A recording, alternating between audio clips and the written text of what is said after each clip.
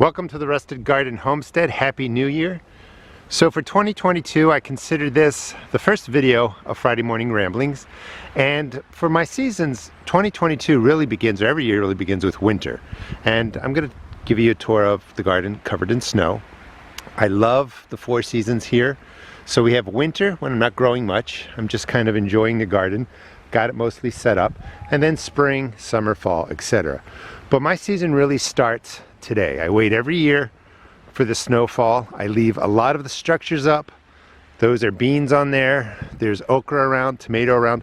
I leave a lot of the plants up for the seed pods, but really so that I can wait for the first snow. So I'm going to give you a tour. We'll talk about a couple of things. But I just think this is just absolutely beautiful.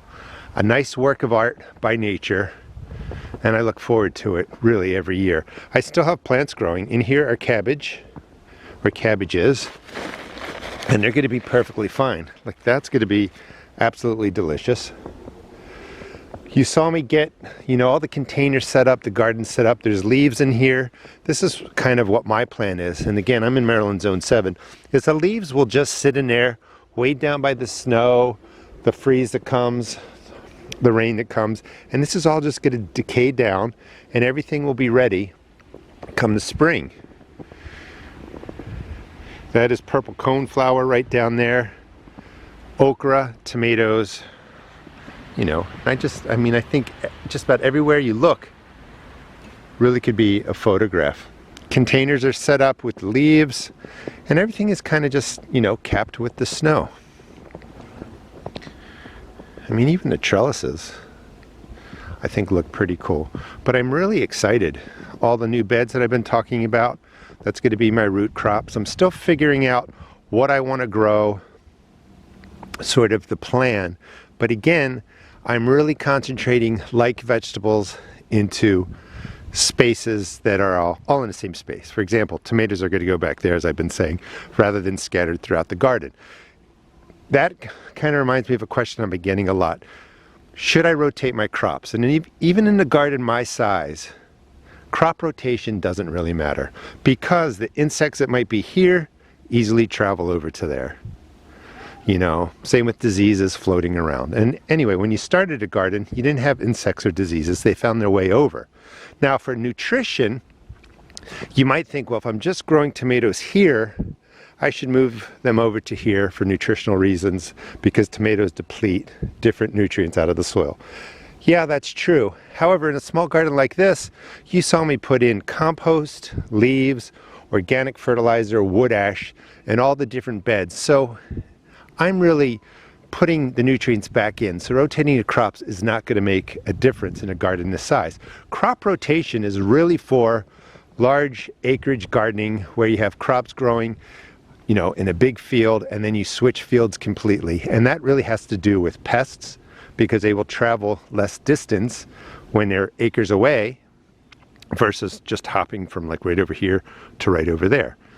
So I hope that makes sense. A lot of questions on my container garden. This is where I'm going to grow all the peppers. Bottom's cut out. Why do I do it? Concentrate the resources right in here. Nice and clean, easy to mulch, easy to manage, 2 plants per container. These are, 8 to 10 gallon pots. You want, maybe a 10-gallon pot, cut out the bottom, you can grow different things in here. Even the asparagus, what's left behind, I think looks really cool. I just wanted to get out here, get this on film.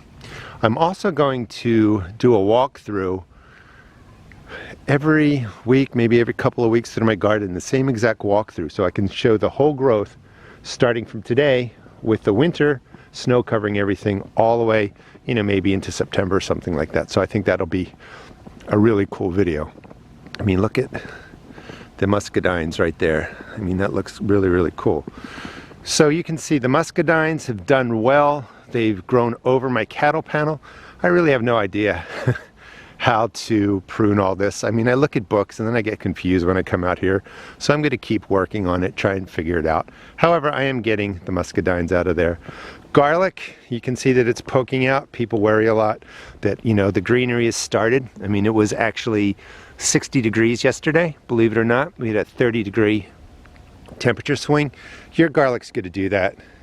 It can get beat up, it can yellow, it'll send up new shoots, so you're good to go. But you just want to get the garlic in before the ground really freezes. This is a space I didn't get to yet, but as soon as the snow melts, I'm going to clear this out because I really kind of wanted to get this, you know, snowfall captured here. I'm going to put down some cardboard, cover it up, some compost, some soil I dug out from different parts of my homestead, and just fill these beds back up. They will be good to go for tomatoes on that side I just showed you, maybe peppers over there. Again, this whole section, like right here, had 8 cherry tomato plants. I think I'm going to try and just stick with 3 there. Maybe some tomatoes here if I don't push them all over there. And again, you can see what I'm doing is I'm kind of just trying to figure out how I want my garden to be next year. And that kind of gets me through January, February, you know, while I'm seed starting. Please subscribe. I'm doing a whole series on seed starting again this year. I mean, just look how cool all this looks. Blackberry brambles have come over here, even though they're clumping variety. Most of them stayed over here. Over 3 years, you know, something ran over this way. Some of the blackberries still creeped over here, so they'll get moved back over to this space. Blueberries, I think, look really cool. I mean, I just love walking out here. I was able to get all my containers set up for what I wanted, you know, for this point, you know, I guess in their life, that the strawberries got put into different pockets. These are set up, they'll overwinter. Strawberries can take freezing temperatures, they'll do perfectly fine. So can a lot of your perennial herbs like oregano, thyme, chives. I'm gonna do a lot of strawberries in here. Peppers in this container, you can hear the plow going by. And I'm gonna try and simplify this section too, because I was just growing too much. I was doing leafy greens in here, I was doing tomatoes in here, and that's cool, you can do it, but I just don't need it. Because again, one of my goals for 2022 is to really be able to live out of this garden, minus buying proteins and some other things. So I'm going to really construct the growth of this garden to provide food for as many seasons as I can over next year. And I'll show you how I do all that. This is where my corn was, if you remember. I've tried it for 2 years.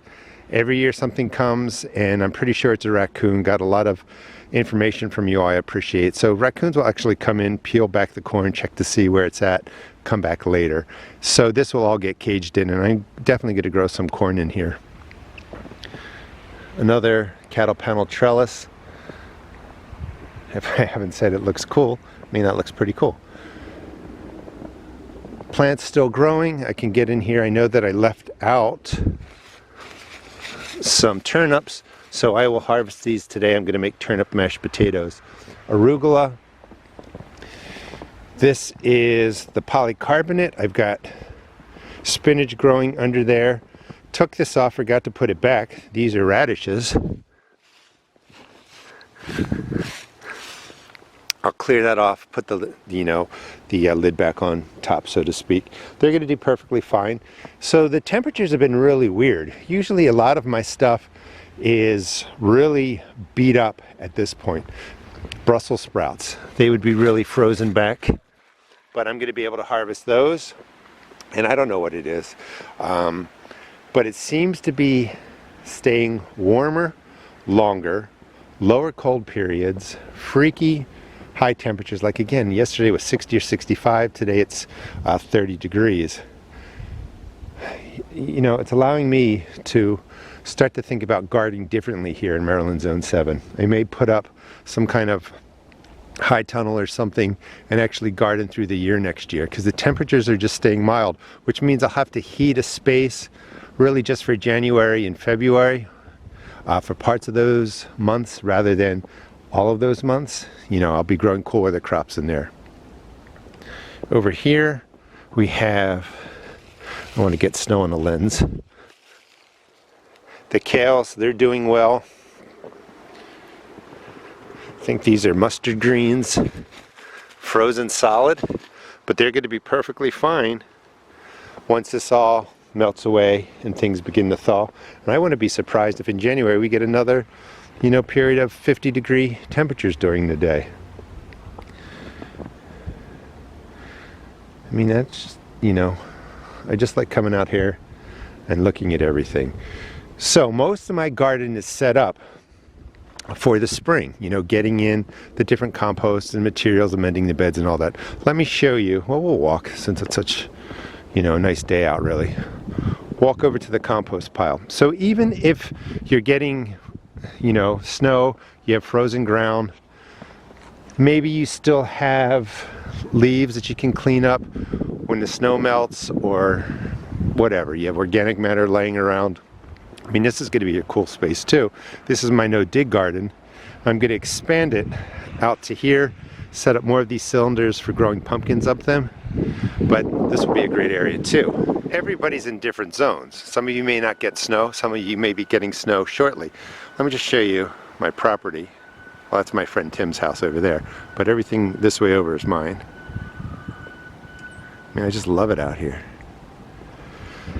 So if your ground's frozen or you can't get to the garden, but you can get, you know, grass clippings, you can get leaves, you can get organic matter, just get them piled. Even if your area looks like this, all of this will break down. If not in time for your spring and summer garden, it will be ready for fall, it will be ready next year, and just get your compost pile set up. This is actually some of the sawdust. I don't know if you saw the video I did on Christmas Eve. I had a sewage backup, flooded my basement. I used wood pellets to soak up all that garbage, and now I've put all the wood chips into my compost piles, and I'll let that break down and I'll reuse all that. But you know, just get a pile, let it get covered up with snow, get that compost going. Here's just another look that I just wanted to show you. You can hear the plows.